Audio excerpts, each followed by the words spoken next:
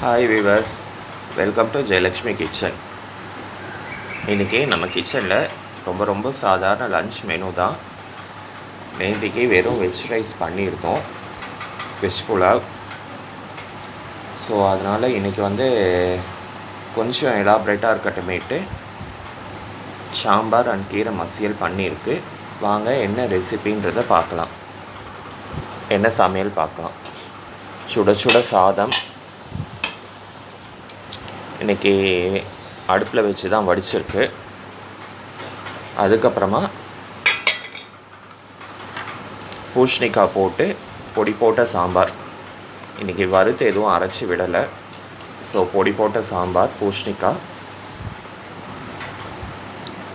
பூசணிக்காய் சாம்பார் நான் ஒன்றும் பெருசாக சொல்லிட போகிறதில்ல, எல்லாருக்குமே தெரியும். ஒரு பாத்திரத்தில் எண்ணெய், கடுகு, வெந்தயம், ஜீரகம், கருவேப்பிலை தாளிச்சிட்டு பூசணிக்காயை போட்டு நல்லா வதக்கிடுங்கோ.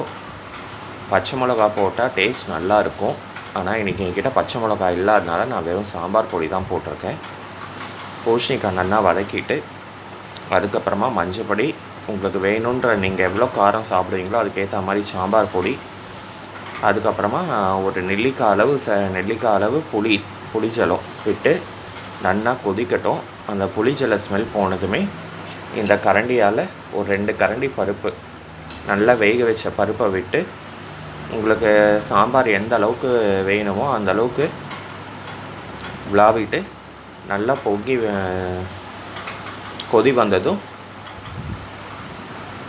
பெருங்காயம், கருவேப்பிலை போட்டு இறக்கிடுங்க. இன்றைக்கி என்கிட்ட கொத்தமல்லி இல்லை, அதனால் நான் கொத்தமல்லி போடல. உங்கள் கிட்டே கொத்தமல்லி இருந்தால் போட்டுக்கோங்க. ஸோ அவ்வளோதான், பூசணிக்காய் சாம்பார் ரெடி. அதுக்கப்புறமா இந்த பக்கம் பார்த்திங்கன்னா கீரை மசியல். இன்றைக்கி நான் வெந்தயக்கீரை தான் பண்ணியிருக்கேன். நீங்கள் உங்களுக்கு எந்த கீரை கிடைக்கிறதுலாம் எது வேணாலும் பண்ணலாம். அரைக்கீரை, முளைக்கீரை, சிறுக்கீரை எது வேணாலும் பண்ணலாம். இன்றைக்கி வெந்தயக்கீரை தான் நான் பண்ணியிருக்கேன்.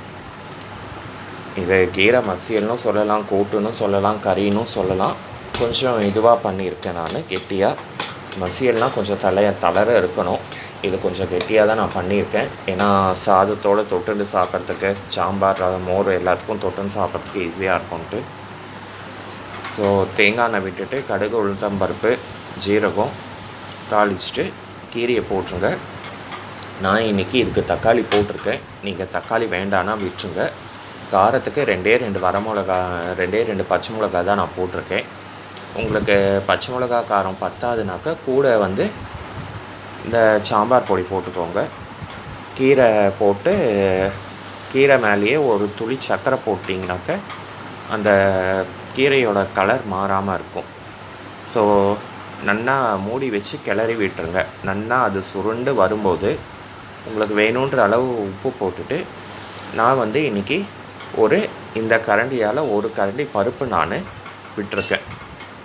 பருப்பு விட்டு நல்லா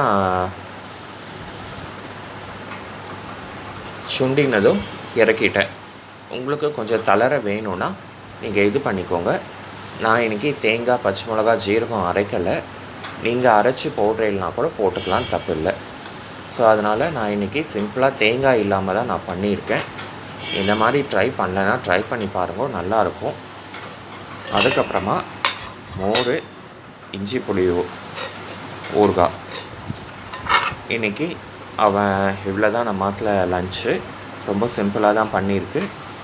இது வரைக்கும் இந்த மாதிரி பூசணிக்காய் சாம்பார் அண்ட் நான் சொன்ன விதத்தில் கீரை பண்ணலைனாக்கா நீங்கள் பண்ணி பாருங்கள்.